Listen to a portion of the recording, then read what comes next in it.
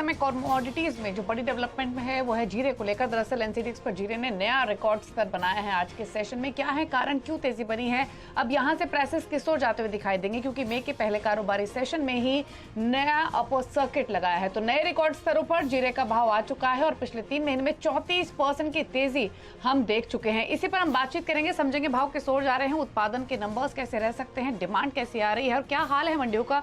इस सब पर हम बातचीत करेंगे। हमारे साथ आईएफएल सिक्योरिटीज के वीपी अनुज गुप्ता, ऊंझे पीएमसी के vice chairman Arvind Patel, meet traders के ओनर किशोर शाह और साथ ही हम आगे पाम तेल की बात करेंगे तो सनविन ग्रुप के सीईओ संदीप बजोरिया भी हमारे साथ मौजूद रहेंगे। आप सभी का स्वागत है। और सबसे पहले अगर बात करें जीरे की तो ऑल टाइम हाइस पर 46,200 के मौजूदा लेवल्स देखने को मिल रहे हैं। दरअसल उत्पादन कम होने की आशंका के बीच में तेजी देखने को मिली है। पिछला अनुमान था कि 70 लाख बोरी उत्पादन हो सकता है, लेकिन अब यह अनुमान कम होता हुआ दिखाई दे रहा है। क्या है स्थिति फिलहाल, इस पर इसको समझने की कोशिश करते हैं। किशोर शाह हमारे साथ हैं मीट ट्रेडर्स के, पहले उनके पास चलते हैं। किशोर जी नमस्कार। पहले तो बताइए फिलहाल की स्थिति क्या बनी हुई है, ये सिर्फ उत्पादन कम होने की आशंका में भाव बढ़ रहे हैं या डिमांड भी काफी तेज है, क्या हाल है फिलहाल मंडियों का, क्या स्थिति है? एक्चुअली मैडम क्या हुआ है कि जीरे की जो पैसे फसल का अनुमान लगाया जा रहा था वो उसके हिसाब से फसल आई नहीं मंडियों में। और दूसरी बात क्या हुई कि जो डिमांड चाइना और बांग्लादेश की डिमांड खड़ी है उसकी माल की आमदनी बहुत कम है अभी।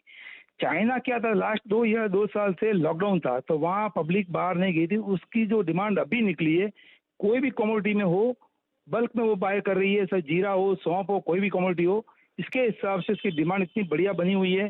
साथ में डोमेस्टिक डिमांड भी है, अभी थोड़ी डोमेस्टिक में रुकी हुई है लेकिन अराइवल बहुत कम आ रहा है और फसल जो थी वो जो जितनी धारी थी उससे हिसाब से बहुत ही कम आ रही है। इसकी वजह से बाजार एक साइड बढ़ रहा है मैडम। जी हाँ, वन साइड यहाँ पर जीरे में हमने बढ़त आते हुए देखी है। फिर से आपको याद दिला दें कि जनवरी में यहाँ पर 16,000 के स्तर थे और अब 46,000 के आसपास यहाँ पर जीरे के भाव बढ़ते हुए नजर आए हैं। तो क्लियरली पिछले 2-3 महीने में बढ़त यहाँ पर काफी ज्यादा रही। अरविंद पटेल जी, आप कैसे देखते हैं? और जैसे किशोर जी कह रहे थे कि फंडामेंटल्स ही हैं और इन स्तरों पर भी खरीदारी आ रही है, अभी भी एक्सपोर्ट अच्छा है, इसके लिए भावों में सपोर्ट है। ऑन ग्राउंड ऊंझा में अब जीरे को लेकर किस तरह का कारोबार है? मैम, किशोर जी भी हमारे ऊंझा से ही है, बड़े अच्छे व्यापारी और एक्सपोर्टर है। उन्होंने जो बताया वो बिल्कुल सही है। मैंने पिछले इंटरव्यू में भी आपको बताया था कि जीरा ओपन द स्काई की सिचुएशन में खड़ा है, इसके ऊपर के कोई भाव अपन बांध नहीं सकते। जैसे अपन कई साल पहले टीएमसी हल्दी में देखा था कि 300 रुपया तक हल्दी बिकी थी, इसी तरह ये मसाला आइटम है और इसमें हर घर में 1 केजी 2 केजी की जरूरत होती है, इसलिए उसको महंगाई के लिहाज से भी देखा नहीं जाना चाहिए, क्योंकि किसी के ऊपर ओवरऑल इतना कोई बर्डन नहीं बनता है जीरे के भाव से। कोई परिवार में महंगाई के रिलेटेड भी इसका कोई इश्यू नहीं बनता है और ये जो 1-2 केजी चाहिए वो चाहिए ही, किसी भी भाव में चाहिए। इस हिसाब से ये जीरे की जो पोजीशन है वो सिचुएशन देखते हुए ओवरऑल शॉर्टेज रहेगी और शॉर्टेज में कोई भी भाव बनना पॉसिबल है। जी हाँ, आप मान के चलिए कि जीरा हर कटे में लेने की आइटम रहेगी ये साल, क्योंकि नए आने में अभी 9 से 10 महीना बाकी है। जी हाँ, 10 महीने बाकी है नई फसल आने में और तब तक इसी फसल से काम चलाना पड़ेगा। किशोर जी, कितनी आवक बाजार में आ चुकी है? क्योंकि कई रिपोर्ट्स के थ्रू ये भी माना जा रहा है कि एज ऑफ नाउ 40% आवक बाजार में आनी बाकी भी है। तो जैसे जैसे वो आएगी आपको लगता है बाजार थोड़ा ठहरेंगे यहाँ पर? और दूसरा मेरा सवाल ये है कि जो एक्सपोर्ट आप कर रहे हैं यहाँ पर, तो क्या वो फॉरवर्ड सौदों पे है, किस तरह से है, कैसे उसकी प्राइसिंग कर रहे हैं? हाँ जी मैडम, इसमें आवक जो है भाव ऊंचा होने के कारण गुजरात की आवक लगभग 60 से 65% आ चुकी है। राजस्थान की भी आवक भी 45 से 50% हो चुकी है। पीछे माल है जो अभी जो बचा है वो मजबूत लोगों के हाथ में, चाहे किसान हो, चाहे व्यापारी हो, चाहे कोई भी मतलब लोकल मतलब डोमेस्टिक व्यापारी हो, उनके हाथ में ही माल है। छोटे बड़े व्यापारी के हाथ में माल निकल चुका है, इसलिए आगे और भी तेजी बनेगी। दूसरा सवाल का जवाब मैं दे रहा था आपको कि एक्सपोर्ट की डिमांड भी बनी हुई है। ऐसा लग रहा है कि चाइना अभी भी इन भावों में भी माल ले रहा है और आने वाले समय में जब तक जून जुलाई के अंदर चाइना का माल खुद का मतलब जो माल नहीं निकलता जीरा, वहां तक ये लोग लेंगे और वहां से करीबन 30 से 40 हजार टन जीरा उनको प्रति वर्ष चाहिए उनको, तो वो इतना जीरा लेगा हमारे इंडिया से वो। और जो सौदे हो रहे हैं वो अभी जो जैसे अभी मई के हो रहे हैं, जून में फॉरवर्ड भी सौदे लेते हैं वो, इसमें नो डाउट है।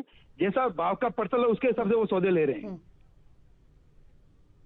इनफैक्ट अरविंद जी, जो बात किशोर जी ने कही वही मैं आपसे पूछना चाहूंगी, क्योंकि एक्सपोर्ट की अगर बात करें जीरे की तो रिसेंटली ये रिपोर्ट्स भी थी, क्योंकि प्राइसेस इतना सर्ज हो गए थे जो कि इंटरनेशनल डिमांड को इम्पैक्ट कर रहे थे। लेकिन जैसे कहा यहाँ पर किशोर जी ने कि चाइना से डिमांड अभी भी आ रही है, आप एक्सपोर्ट्स कैसे देख रहे हैं फिर? इसमें ये जून और जुलाई में चाइना का प्रोडक्शन भी आता है, उसके अंदाज भी है कुछ 35,000 के आसपास प्रोडक्शन चाइना का आने का भी अंदाज है, जो कई पिछले सालों से कुछ ज्यादा ही है। लेकिन हो सकता है एक आध महीने के लिए इसमें एक्सपोर्ट में रुकावट आ जाए, लेकिन इससे कोई पूरे साल भर के सिनारियों में फर्क नहीं पड़ेगा। मैं इसलिए ये देख के ये मान के चलिए आप कि जीरे में हर घटे में बाइंग ही बनेगी और व्यापारी भी इसमें हावी है। जो किसान के पास भी माल जो 60-65% तो निकल चुका है, लेकिन जो पकड़ में है वो भी, उनको भी अभी 10,000 का भाव दिख रहा है जी। इसलिए 10,000 का भाव, आप अरविंद जी, आपको कितना भाव लग रहा है यहाँ पे? आपने कहा लोगों को 10,000 का लग रहा है, अभी तो हम उसके आधे पे ही हैं। 10,000 हमारे यहाँ मंडी में 20 kg का भाव चलता है। हाँ जी, इसलिए मैंने 10,000 का भाव बताया। अभी जो चल रहा है वो करीब 8200-8300 के भाव मार्केट में चल रहे हैं जीरे के, वो अभी 10,000 तक पॉसिबल है। और आगे भी इस तरह की, अगर रियल में जो व्यापारी मान रहे हैं, जो किसान मान रहे हैं, जो एक्सपोर्ट चल रहा है, अगर शॉर्टेज बनी रियल में, क्योंकि अभी दाहना पर चल रहा है बाजार कि शॉर्टेज बनेगी, लेकिन अगर रियल में बनी तो उसका कोई भी भाव बन सकता है। एब्सोल्युटली, इसको कोई फिगर नहीं पकड़ सकता। जी हाँ किशोर जी, ये सवाल आपसे है। मुझे याद है जब हम शुरू में यहाँ पर स्पाइसेस मीट में मिले थे तो सबने यही कहा था कि खरीदना ही है, मार्च अप्रैल मई तक भी खरीदना चाहिए, उसके बाद सबके पास इनफ माल हो जाएगा और जुलाई अगस्त में यहाँ पर थोड़ी सी फिर बाजार ठहरेंगे या मंदी भी आती हुई नजर आएगी। आपको लगता है वो सिनेरियो यहाँ पर बनेगा? हेलो जी किशोर जी। हाँ जी, देखो बाजार के भाव तो कोई भी भाई ने बताया, अरविंद भाई ने भी बताया कि कोई भी मार्केट शॉर्टेज की कोई भी कीमत नहीं होती है। हाँ, लेकिन प्रॉफिट बुकिंग जरूर आएगी। आज नहीं आए तो पहले 10-20 मतलब 5-10 दिन बाद में आएगी। मेरे को ये लगता है कि 15 जून के बाद वहां से बाजार ठहर जाएंगे एक बार, और वहां से थोड़ा बहुत बाजार का करेक्शन आएगा। तो 15 जून तक यहाँ पर। हाँ, जी किशोर जी। उसके बाद मेरे को लगता है कि बाजार एक बार थोड़ा बहुत नीचे आना चाहिए, और फिर अनुज आप अगस्त सितंबर होगी। और हाँ जी, और मैंने बता दूं, अगस्त सितंबर के अंदर और नए भाव बनेंगे इसके। और इस बार दूसरा एक कारण और बनेगा, जैसे एजेंसियों की बातें आ रही हैं, चाहे स्काईमेट हो, चाहे IMD हो, चाहे ऑस्ट्रेलिया हो, जापान हो, ये बोले कि इस बार अल नीनो का इफेक्ट भारत में ज्यादा रहेगा। यदि उसका इफेक्ट हो गया तो टोटल एग्रीकल्चर आइटम में आग लग जाएगी। ऑलराइट, तो एग्रीकल्चर इस साल में ऑफकोर्स देखने जैसा ही होगा। अनुज आप कैसे देखते हैं? जैसे कहा जा रहा है कि और एक महीना यहाँ पर तेजी है, फिर कुछ मुनाफा वसूली गिरावट भी देखने को मिलेगी, जुलाई अगस्त में फिर तेजी यहाँ पर लौटती हुई नजर आएगी, क्योंकि ओवरऑल ध्यान यहाँ पर तेजी का है। आप कैसे देखते हैं प्राइसेस अब? मंजू जी देखिए, लास्ट टाइम हम डिस्कस कर रहे थे कि 45,000 का लेवल देखने को मिलेगा, तो आज वो टारगेट यहाँ पे हिट होता हुआ दिखाई दिया है। हमें लगता है कि जो मोमेंटम है वो यहाँ पे कंटिन्यू रहेगा। इनफैक्ट अगर हम आज के ट्रेडिंग सेशन में देखें तो आज जीरा, टर्मरिक, कोरिएंडर सभी मसालों में एक तेजी का रुख देखने को मिला है, क्योंकि जिस तरीके से मौसम में बदलाव देखने को मिला है तो उससे काफी हद तक जो यील्ड है उस पर काफी हद तक असर आता हुआ दिखाई दिया है। तो हमें लग रहा है कि उसकी वजह से मसालों को काफी इंपैक्ट रहेगा। ऑलरेडी जीरा एक बुल रन में चल रहा है, और जिस तरीके से यहाँ पर OI बिल्डअप खड़ा हुआ है उससे लग रहा है कि अभी भावों में और जो तेजी है वो कंटिन्यू रह सकती है। तो मुझे लगता है कि नेक्स्ट टारगेट करीबन 46,500 से लेकर 47,000 तक का आपको लेवल देखने को मिल सकता है। एक्सपोर्ट डिमांड बढ़ी है, भारत सबसे बड़ा एक्सपोर्टर के तौर पर इस बार देखने को मिला है, और कहीं ना कहीं जो चाइना की सबसे बड़ी डिमांड है वो यहाँ पर अगेन आती हुई दिखाई दी है, तो उससे काफी हद तक प्राइस सपोर्ट रहे हैं। मुझे जल्दी ही 40,500 से लेकर 47,000 लेवल अगेन देखने को मिलेंगे। ओके, चलिए, तो जीरे पर आउटलुक अभी भी बोले 47,000 तक प्राइसेस जा सकते हैं, तो फिलहाल तो तेजी इंटैक्ट ही है।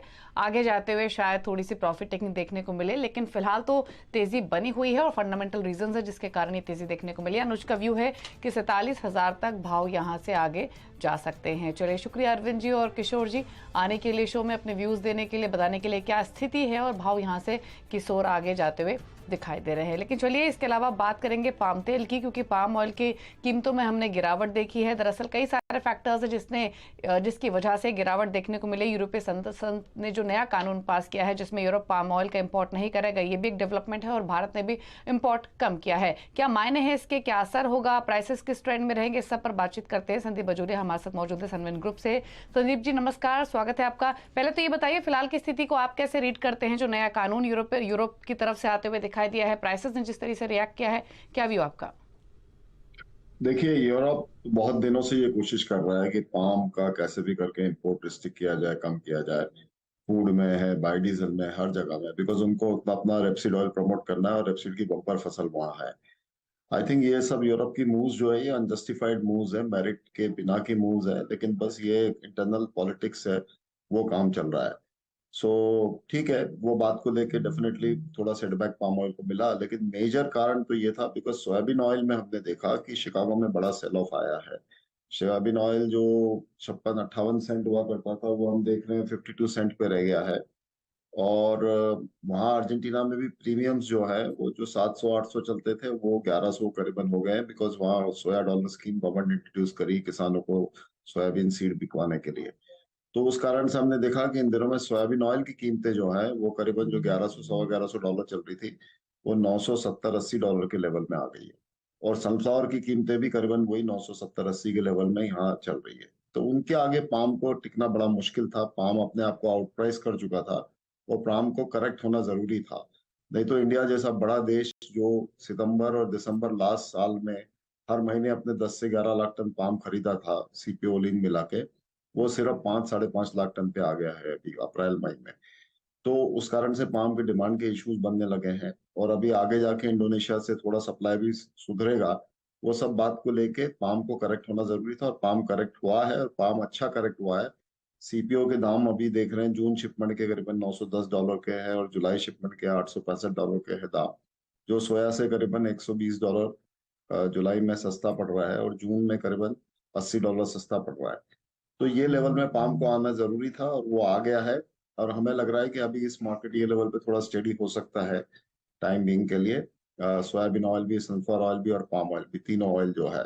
सो कंज्यूमर के लिए तो बड़ा अच्छा टाइम है। कंज्यूमर को सब चीज बहुत बहुत रीजनेबल मिल रही है। वेज ऑयल की कीमतें इतनी सस्ती है, कीमतें कम है, ड्यूटी कम है, सब मिला के, लेकिन एट द सेम टाइम इसका डोमेस्टिक प्रोडक्शन पे बुरा असर पड़ रहा है। जी। हमारे डोमेस्टिक की जो सरसों की किसान है, वो जो राइस ब्रान ऑयल है और ये जो हमारे तेल बनते हैं सोयाबीन ऑयल है, इनकी कीमतें बहुत लो हो गई है और इम्पोर्टेड ऑयल का लो पैरिटी होने से ये इनमें डिस्पैरिटी का माहौल बन गया है। किसानों को एमएसपी के नीचे सरसों बेचनी पड़ रही है जी और एब्सोल्युटली। सरसों इंडस्ट्री के जो तो रिफाइनिंग भाव इंडस्ट्री। हाँ मनीषा जी। हाँ जी संदीप जी, सरसों के प्राइसेस काफी नीचे नजर आए हैं, लेकिन मेरा एक और सेट ऑफ क्वेश्चंस यहाँ पर है। जैसे आपने पाम तेल के बारे में कहा, हमने भाव बहुत जोर से गिरते हुए देखे पिछले एक महीने में। एक्चुअली 7 महीनों में सबसे बड़ी गिरावट यहाँ पर इस महीने देखने को मिली है। और जैसे आपने कहा कि भावों में गिरावट है, कंज्यूमर्स के लिए अच्छे प्राइसेस हैं, लेकिन अभी भी जो प्राइसेस आप बताते हैं और जो एमआरपी रिटेल के प्राइसेस हैं उनमें अभी भी बहुत बड़ा फर्क है। कैसे देखते हैं आप वो गैप बंद होते हुए? मनीषा जी, जो रिफ्लेक्शन है एमआरपी में वो आने को करीबन 4 से 6 हफ्ते लगते हैं और हमने देखा है जो गिरावट हुई है मेजोरिटी वो पिछले 3 से 4 हफ्ते में हुई है जी। तो आई एम श्योर कि अगले 2 हफ्ते में आपको एमआरपी में वो गिरावट महसूस होगी, उसमें कोई डाउट नहीं है। जब बाजार बढ़ते भी है तो एमआरपी इमीडिएट बढ़ती नहीं है, उसको भी 4-6 हफ्ते लगते हैं बढ़ने के लिए, और घटते हैं तो भी उतना टाइम लैग लगता है बिकॉज सब स्टॉक पाइपलाइन में होता है। उस कारण से वो इफेक्ट आने में लैग इफेक्ट होता है और वो जरूर आएगा, उसमें कोई डाउट नहीं है। और आप देख रहे हैं होलसेल की कीमतों में तो अच्छी गिरावट है सब जगह पे और कंज्यूमर प्राइसेस में भी यहाँ परफेक्ट कंपटीशन है। रिटेल फॉर्मेट में भी आप देख रहे हैं ऑर्गेनाइज रिटेल वाले बहुत सारे compete कर रहे हैं जिधर से, और ये जो हमारे होलसेलर और रिटेलर्स की चेन है वो भी बहुत एक्टिव है। तो इसके लिए ये रिफ्लेक्शन आ ही जा रहा है मार्केट में। अब वो इतना ही बात है कि अभी जो गवर्नमेंट को करने की जरूरत है, एक तो गवर्नमेंट के पास में ये टीआरक्यू को लेके इन्होंने पिछले महीने भर से वो सस्पेंस बना रखा है। जो डीजीएफटी ने कहा है कि टीआरक्यू अलाउड है 31 मार्च की बीएल तक का, और कस्टम्स बोल रहे हैं 31 मार्च में बिल ऑफ एंट्री फाइल होनी चाहिए। महीने भर से क्लियरेंस हो नहीं रहे सोयाबीन सनफ्लावर ऑयल के इस देश में। तो ये बात को गवर्नमेंट को एसोसिएशन ने टेकअप कर रखा है, लेकिन अभी तक कोई इसमें क्लैरिफिकेशन गवर्नमेंट की तरफ से आया नहीं है। वो मुझे लग रहा है 2-3 दिनों में आना चाहिए, बहुत इंपॉर्टेंट फैक्टर है। दूसरा इंपॉर्टेंट फैक्टर है यहाँ रिफाइंड ऑयल और क्रूड ऑयल सीपीओ और आरबीडी ओलिन के बीच में ड्यूटी डिफरेंस बहुत कम है, इसलिए $20 $25 वो लोग रिफाइंड ऑयल सस्ता बेचते हैं सीपीओ से, देश में रिफाइनरियों को कैपेसिटी यूटिलाइजेशन में और मार्जिन में बहुत दिक्कत हो रही है। तो गवर्नमेंट को ड्यूटी बढ़ानी चाहिए रिफाइंड ओलिन की इमीडिएटली, और ओवरऑल भी ड्यूटी बढ़ाने का केस चल रहा है सभी क्रूड ऑयल पे, बिकॉज जिस तरीके से डोमेस्टिक प्राइसेस हैमर्ड हो गई है, आई थिंक मेरिट पे तो देखने जाएं तो जब प्राइसेस इतनी नीचे आ गई, $1000 के नीचे सब चीज आ गई है, तो गवर्नमेंट को अभी ड्यूटी बढ़ाना जरूरी हो गया। जब कीमतें 1200-1500 जाती है तो आप भले ड्यूटी घटा दो, 1500 के ऊपर जाती है तो आप जीरो ड्यूटी कर दो, कोई दिक्कत नहीं है। आप थोड़ा उसका वेरिएबल सिस्टम करना जरूरी है। 1000 के नीचे ड्यूटी कीमतें चली गई सब ऑयल की तो 20% ड्यूटी कम से कम वाजिब है, 1250 है तो 10% वाजिब है, और 1500 के ऊपर है तो आप जीरो ड्यूटी कर दीजिए। तो ये गवर्नमेंट को डायनेमिक ड्यूटी सिस्टम बनाना पड़ेगा, मार्केट के लिंक बनाना पड़ेगा, वरना जो बैलेंस हम चाहते हैं फार्मर्स में, कंज्यूमर्स में और इंडस्ट्री में बना रहे वो बना नहीं रहता है।